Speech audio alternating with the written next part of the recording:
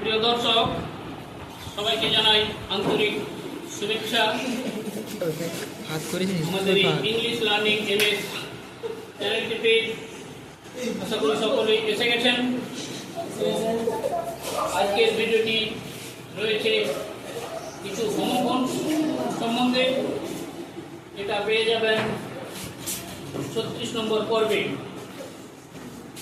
তো শুরু করার আগে চ্যানেলটিকে অবশ্যই সাবস্ক্রাইব করে দেবেন, তাহলে সবার আগে পৌঁছে যাবে আপনার কাছে আমাদের ভিডিওগুলি। তো দেখতে থাকুন, শুনতে থাকুন, দেখতে থাকুন আর শুনতে থাকুন হোমোফোনস কাকে বলে এবং বেশ কিছু ভালো ভালো হোমোফোনস এর ওয়ার্ডগুলো ভালো করে দেখে নিন।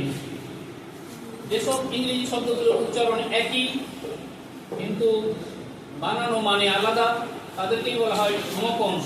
Each of two or more words having the same pronunciation but different kinds of spelling and meaning, that is called homophones. তো শুরু করি। নট, NOT নট, নট মানে না। KNOT নট, নট মানে গাঁট। NOUGHT নট, নট মানে শূন্য। Read, READ read, read মানে পড়া। REED রিড, রিড মানে ঘাগরা। MEAT মিট, মিট মানে ভোজ্য মাংস। MEAT মিট, মিট মানে সাক্ষাৎ করা।